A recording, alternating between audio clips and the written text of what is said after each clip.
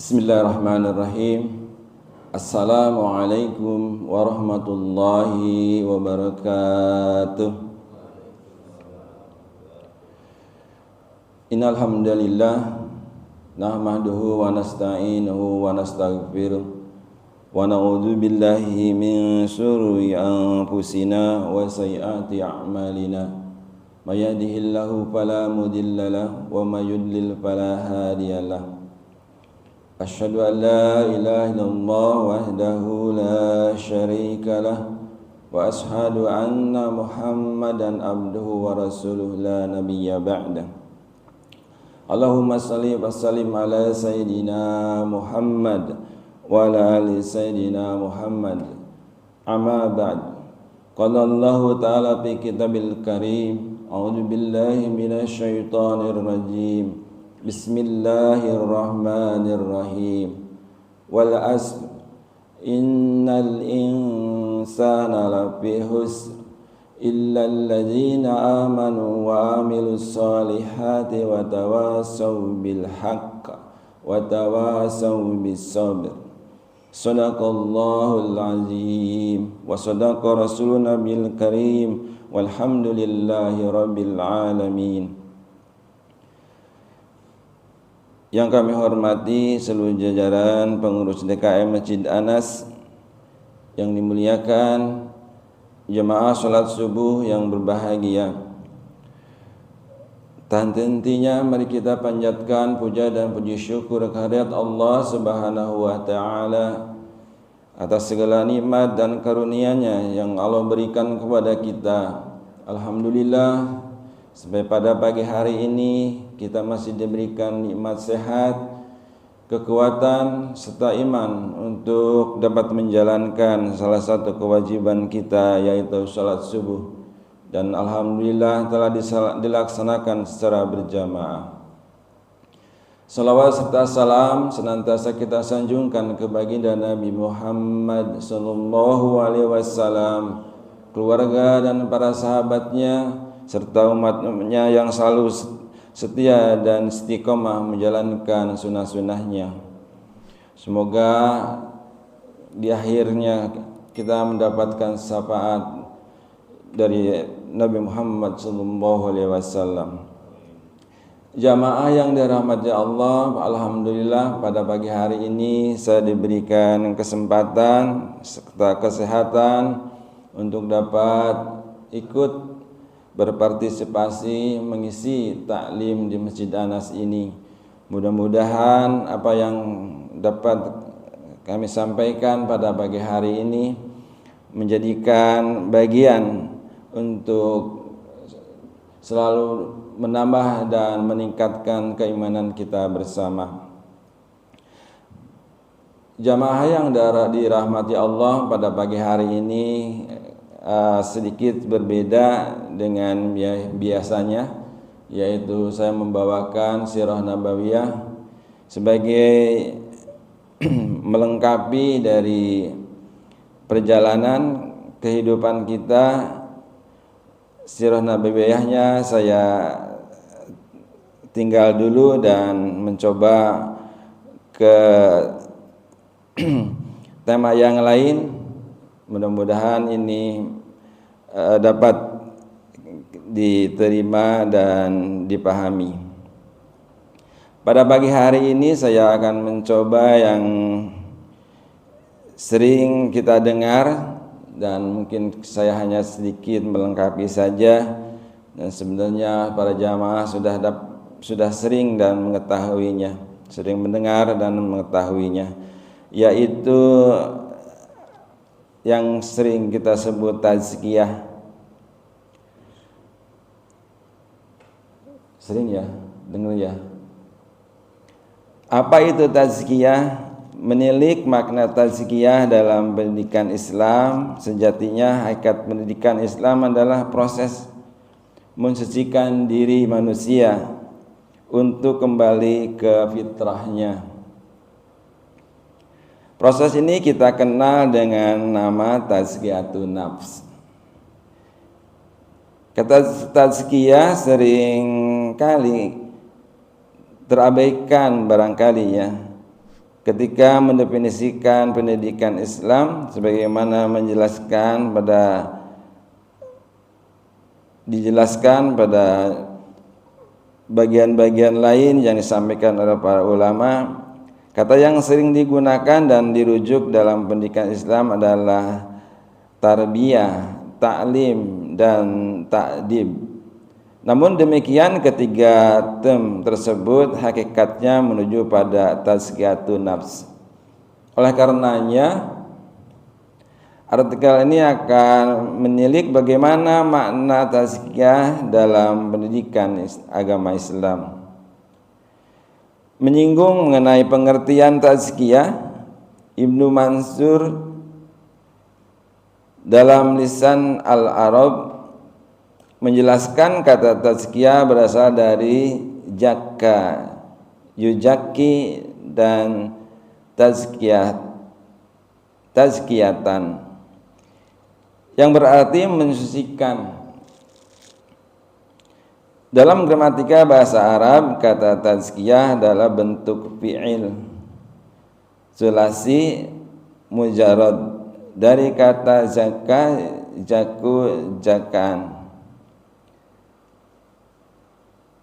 Dalam kamus Al-Munjid, kata tazkiyah diidentikan dengan kata zakat. Zakat artinya mengeluarkan hartamu untuk membersihkannya atau bersedekah. Zakat juga disebut dengan membersihkan sesuatu. Di samping lafaz tazkiyah dan zakah, ada juga lafaz-lafaz yang semakna dengannya. Misalnya tohara dan sabaha. Lebih jauh kata tazkiyah sebagaimana dikemukakan Ahmad Warson Munawir dalam kamus Al-Munawir mengandung makna al-nama atau tumbuh dan al-ziyadah atau bertambah. Seperti hal dijelaskan Inayatul Mas'adah dalam konsep tazkiyah dalam Al-Quran. Lafal ini juga bisa bermakna al-toharah atau suci, al-barakah atau berkah, dan al-mad atau pujian. Namun dari sekian penjelasan para ulama, kata tazkiyah lebih banyak merujuk pada makna toharah atau bersuci. Selain itu, kata tazkiyah juga demikian kata Sugiono dalam Lisan dan Kalam Kajian Semantik Al-Quran, kita hanya mengandung makna denotasi atau makna dasar, melainkan juga makna konotasi atau makna relasi yang berkaitan dengan proses pensucian. Proses pensucian di manusia atau tazkiyatun nafs. Jadi makna tazkiyah seperti yang disampaikan Mutawali Al-Sawari dalam Tafsir Al-Sarawi adalah upaya untuk membersihkan diri atau jiwa manusia dari hal-hal yang dapat mengotori hatinya, seperti kefasikan dan mensekutukan Allah yang dilakukan secara terus-menerus.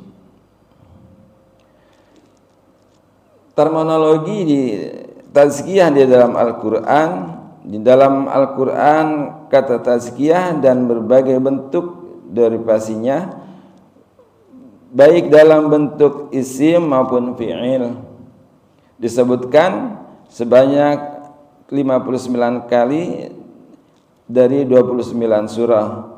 Adapun dalam bentuk kata zakah hanya terdapat pada 2 ayat yang dimaknai dengan makna tazkiyah, yaitu surat Al-Kahfi ayat 81 dan surat Maryam ayat 31.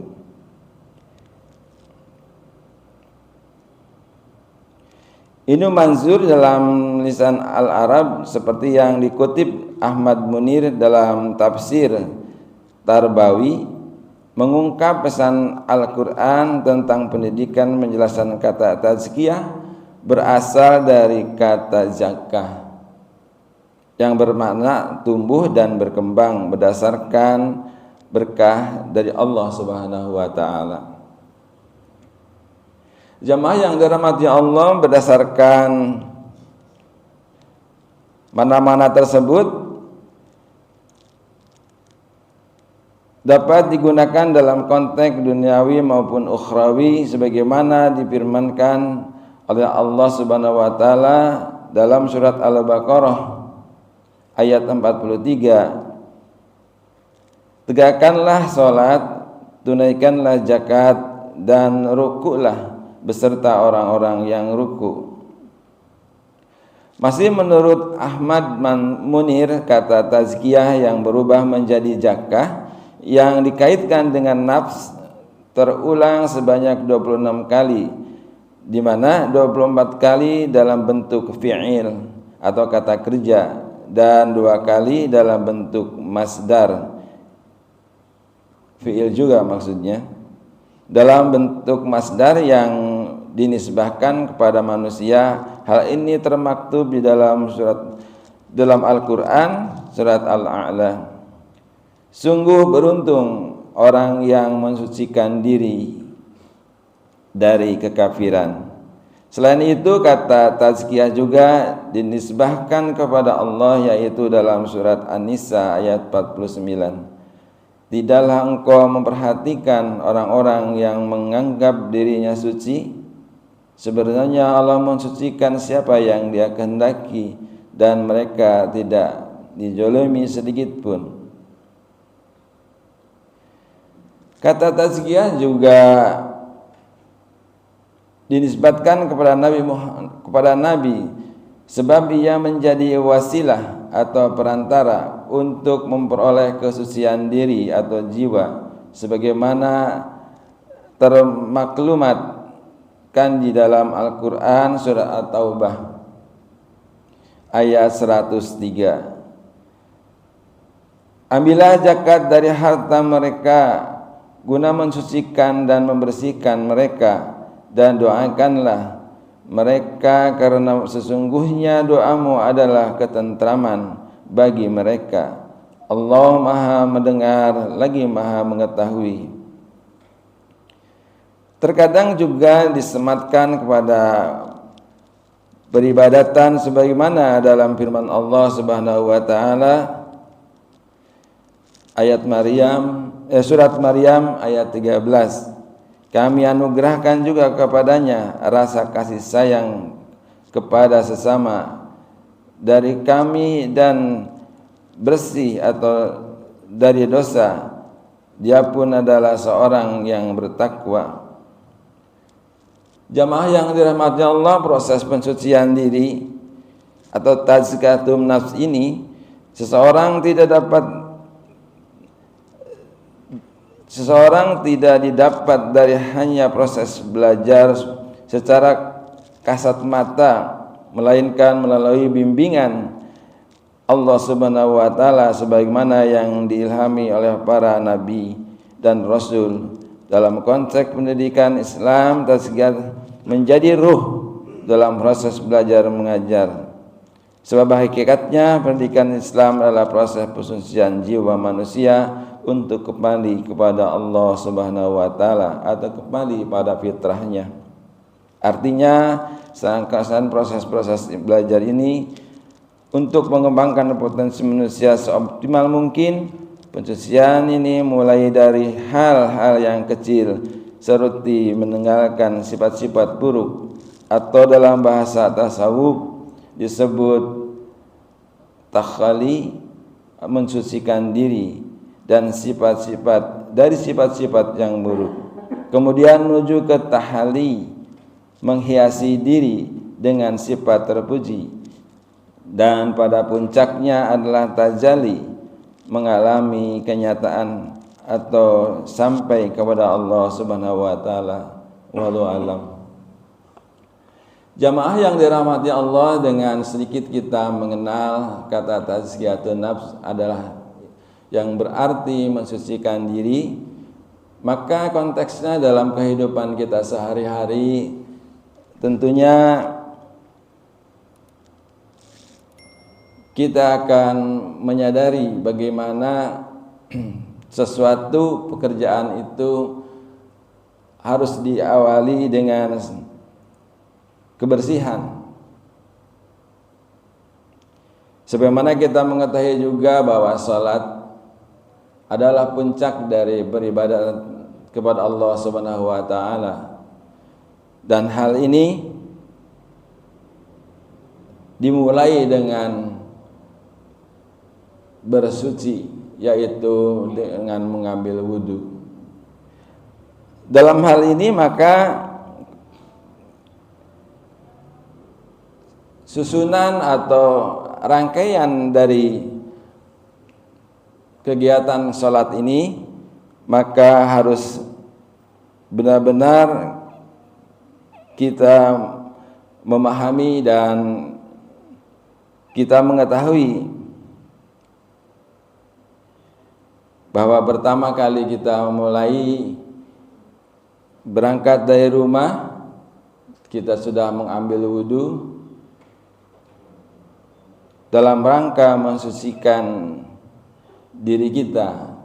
Hal ini tentunya ada dua hal, bahwa satu, kita membersihkan secara lahir, dan yang kedua adalah membersihkan secara batin. Sebagaimana disampaikan oleh para ulama dan penceramah yang sering kita dengar, untuk dapat lebih sempurnanya sesuatu kegiatan, maka kita harus mengetahui dengan pasti dan memahaminya. Jadi perbuatan kita sudah jelas, bagaimana cara mengambil air, cara kita membilasnya, tetapi juga kita mengetahui ketika kita hakikatnya, maksudnya kita mengetahui hakikatnya ketika mengambil air, kita membasuh muka, apa sesungguhnya gitu. Sehingga apa yang dilakukan akan lebih bermakna, dan itulah yang diinginkan oleh Allah Subhanahu wa taala, bahwa kita sering mendengar kalau kita sholat jangan dalam keadaan mabuk. Kenapa disebut seperti itu gitu? Mabuk berarti kita tidak ingat. Kalau tidak ingat berarti kita tidak sadar. Oleh karena itu, karena kita tidak mengetahui apa yang kita baca, kita tidak mengetahui apa yang kita lakukan, seolah-olah bahwa kita sedang mabuk. Apa yang kita kerjakan tidak tahu gitu. Nah, oleh karena itu barangkali pada pagi hari ini saya seperti yang disampaikan oleh Pak Haji Anto juga, kita membahas yang kecil-kecil saja gitu. Yang ringan-ringan saja, tapi mudah-mudahan yang ringan ini mendorong kita untuk menjadi perbaikan di dalam melaksanakan suatu ibadah kepada Allah Subhanahu wa taala. Mari kita coba perbaiki, misalkan ketika wudhu saja. Rangkaiannya kan pertama yang sering kita lakukan ya, belum syar'inya gitu loh. Kan kita cuci tangan, kemudian tangannya kita sela-selanya, jari-jari cemarinya kita bersihkan gitu. Habis itu kita berkumur-kumur, kita cuci hidung gitu. Terus niat wudunya kapan? Barangkali ini mungkin jadi problem juga gitu kan bagi kita. Karena setahu saya gitu, waktu sebelum cuci tangan ini saya udah bilang nawaitu wudu'a nirafil hadasil asgari fardu lillahi ta'ala. Di depan gitu kan, kita pakai lafaz gitu kan, gitu. Niatnya seperti itu. Sebab itu waktu cuci tangan gitu. Apakah di situ gitu? Gimana Pak? Saya seperti itu tuh. Gitu kan? Ya misalkan gitu kan. Tapi misalkan apa sih itu? Tapi kan silahkan aja gitu, silahkan aja. Pada akhirnya mau kemana gitu, mau ambil yang mana gitu, silahkan aja. Tapi ini sebagai pengetahuan, saya seperti itu gitu. Ternyata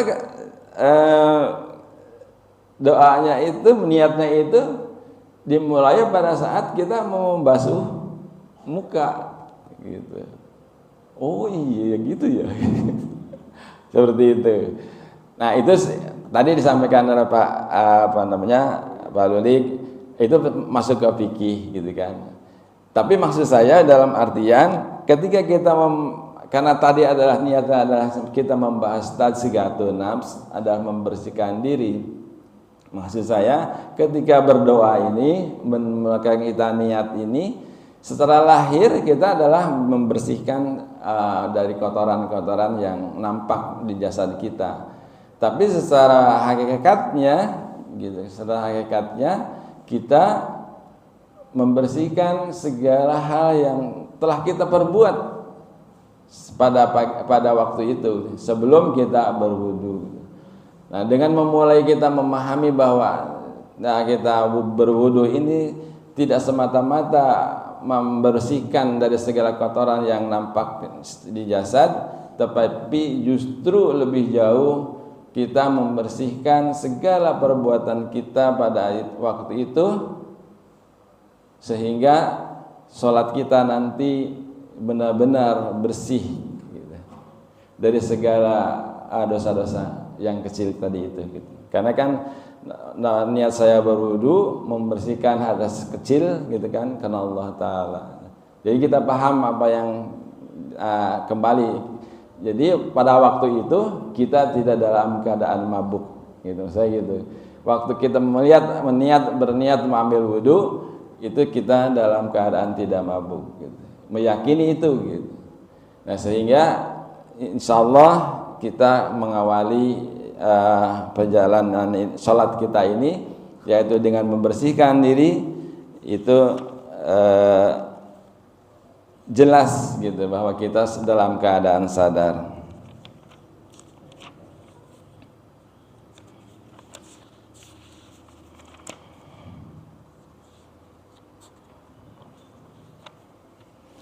Nah setelah kita selesai dari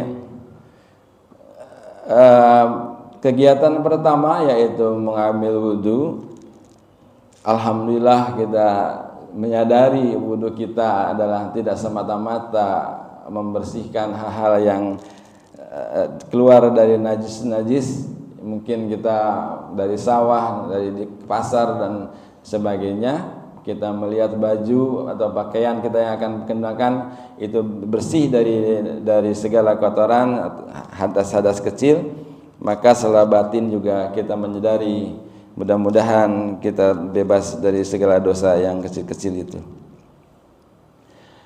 Jamaah yang dirahmati Allah, bahwa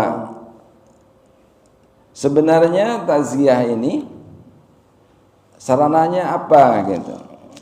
Jadi salah satu sarana tazkiyah membersihkan diri itu adalah yang sering kita lakukan selama ini, yaitu sholat.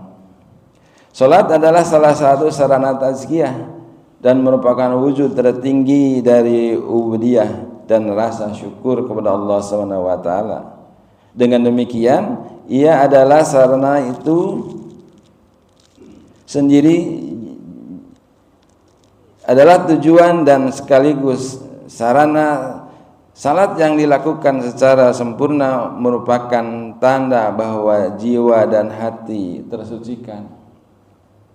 Jadi penunaiannya sesempurna dan baik merupakan sarana dan tujuan sekaligus dampak dalam kehidupan kita. Demikian pada masalah-masalah lain yang berkenaan dengan pembahasan tazkiyah tersebut.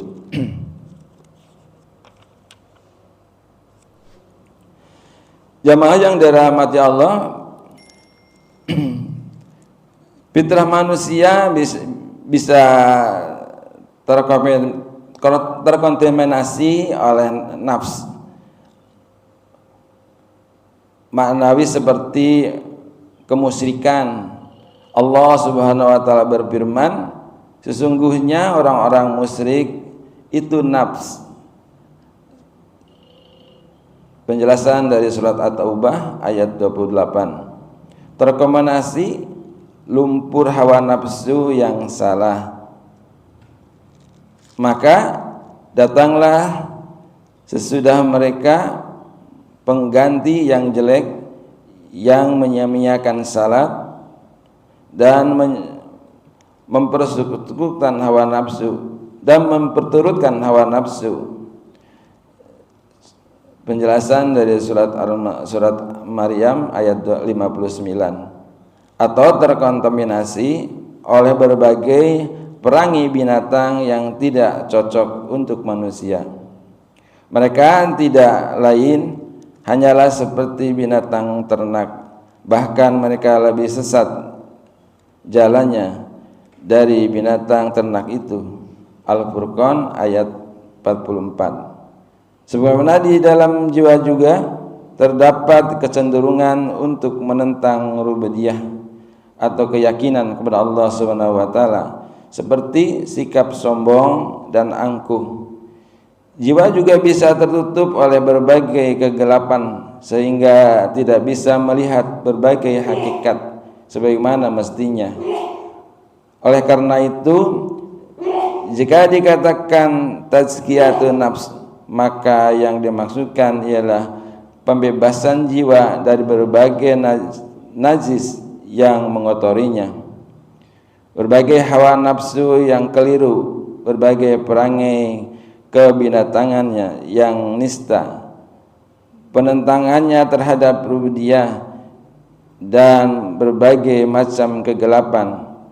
Para rasul diutus tidak lain adalah untuk melaksanakan misi seperti ini.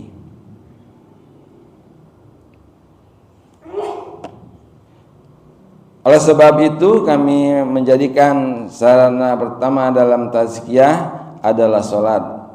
Salat berikut sujud, ruku dan zikirnya membersihkan jiwa dari kesombongan kita kepada Allah Subhanahu wa taala dan mengingatkan jiwa agar istiqomah atas perintahnya.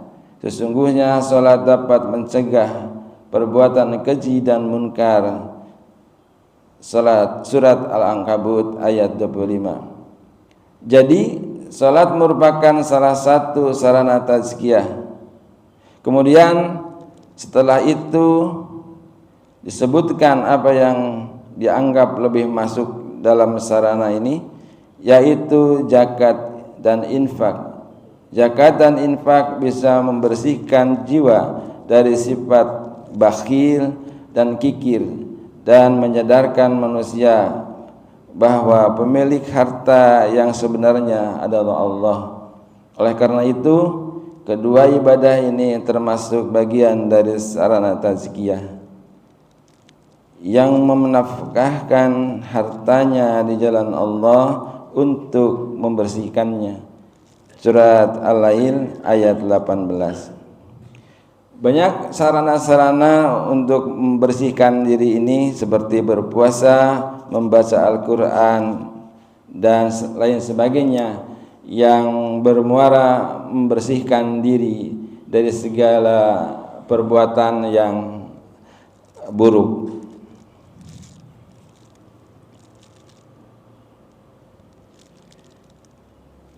Oleh karena itu, untuk selalu menjaga agar kita berada di dalam kebersihan, di dalam keadaan selalu kita bersih dari sifat-sifat buruk tadi, maka sudah barang tentu kita perlu memeliharanya dan menjaganya. Salah satu untuk menjaga dari hal ini, maka kita dianjurkan untuk menjaga wudhu di setiap saat. Ini memang barangkali yang sudah tahu semua ya kan gitu kan. Tapi kita sekedar mengingatkan kembali.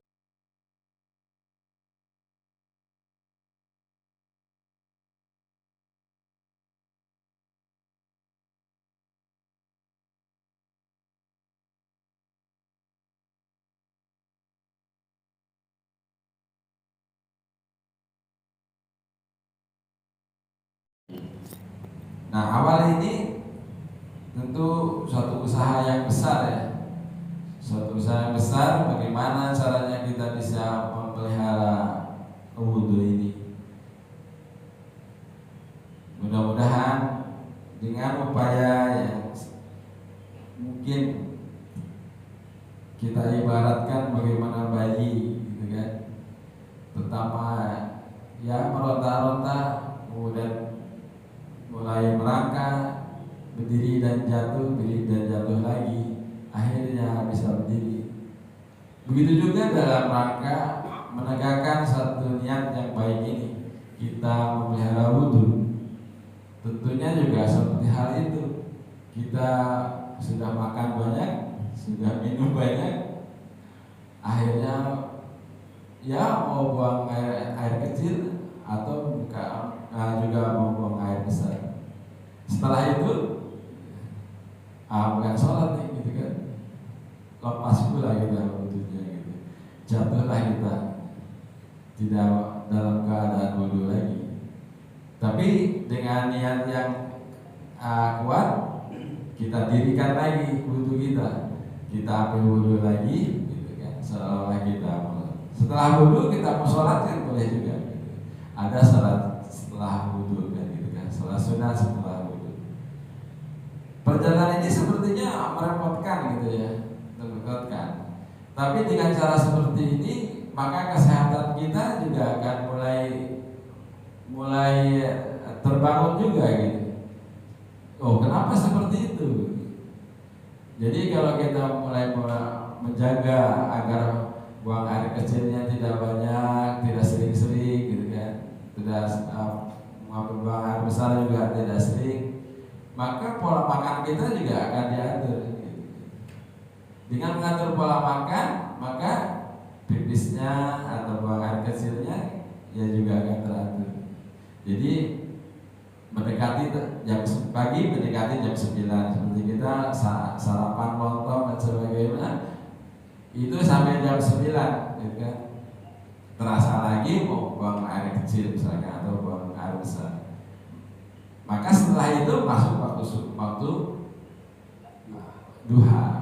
Nah, sholat duha. Kita ambil kegiatan lagi dan sebagainya gitu kan. Mendekati ke dengan aktivitas yang biasa dikerjakan hari-hari, mendekatilah waktu zuhur. Maka kita makan dan segala sebagainya atau masuk waktu zuhur, kita ambil wudhu lagi. Setelah waktu zuhur kita istirahat, bagi yang istirahat atau ada aktivitas segala macam, 2 jam kemudian kita sudah makan, kemudian sudah masuk waktu asar. Karena zuhur dengan asar kan bedanya tidak jauh, waktunya jedanya nggak terlalu jauh. Dengan pola yang seperti ini gitu kan, nampaknya itu suatu hal yang biasa-biasa saja, ternyata itu suatu hal yang sangat baik sekali. Pola yang 2 jam jedanya itu sangat baik sekali. Dari jam 7 kita aktivitas makan pagi ke jam 9 sampai jam 12 siang, jam 12 sampai jam 1, jam 4 jam setengah 4 sudah mulai lagi kita sholat asar. Sholat asar 2 jam kemudian lagi jam 6 kita sudah sholat maghrib. Selalu 2 jam sebenarnya gitu, jeda-jedanya itu. Nah, dengan pola yang baik ini gitu kan. Teman-teman sudah banyak yang membiasakan kalau makan malam itu adalah sebelum maghrib ya. Banyak yang sudah seperti itu ya, makan sebelum maghrib gitu. Di jam 5 sore itu udah makan malam kan gitu kan.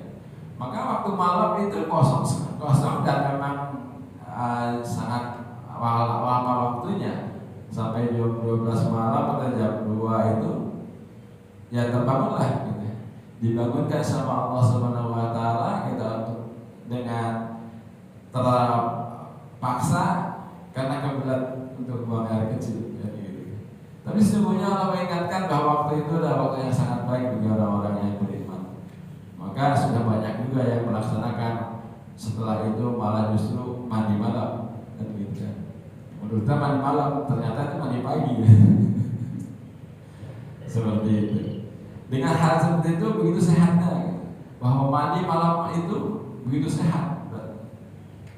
Jadi dengan dikucur digerojok gitu kan kepala kita oleh air gitu kan. Pagi-pagi itu para ahli kesehatan itu sangat baik sekali. Akhirnya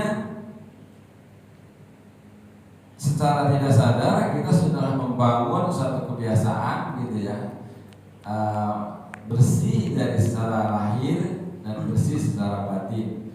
Dan yang inti dari itu semua bahwa Allah Subhanahu wa taala tidak akan menerima umatnya apabila dalam keadaan kotor. Maka Allah hanya menerima umatnya dalam keadaan bersih.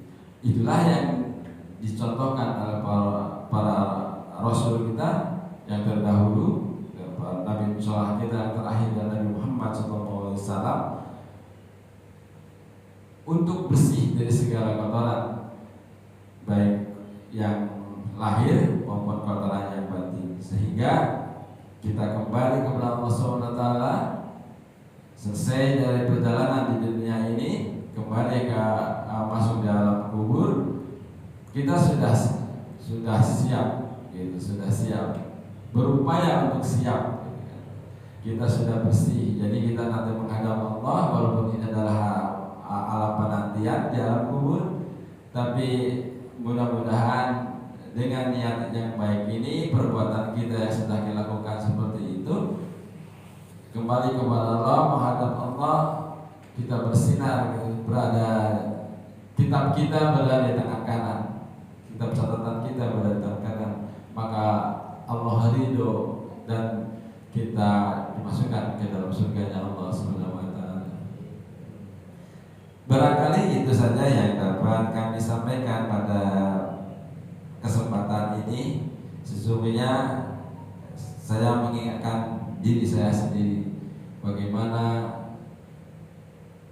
agar kita kembali kepada Allah dalam keadaan suci dan diridhoi.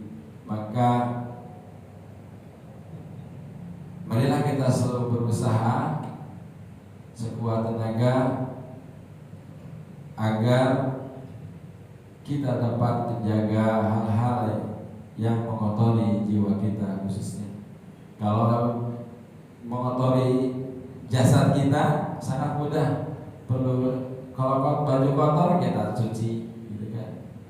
Topi kotor kita cuci, badan kotor ya kita cuci, kita mandi, gitu kan? Tetapi hati yang kotor itu obatnya atau cara membersihkannya ya dengan bertobat kepada Allah SWT dan tidak mengulanginya lagi. Kita berupaya menjaga lisan, kita berupaya menjaga pendengaran, kita menjaga penglihatan, sehingga kita bisa mengarahkan kaki kita untuk mengarah kemana.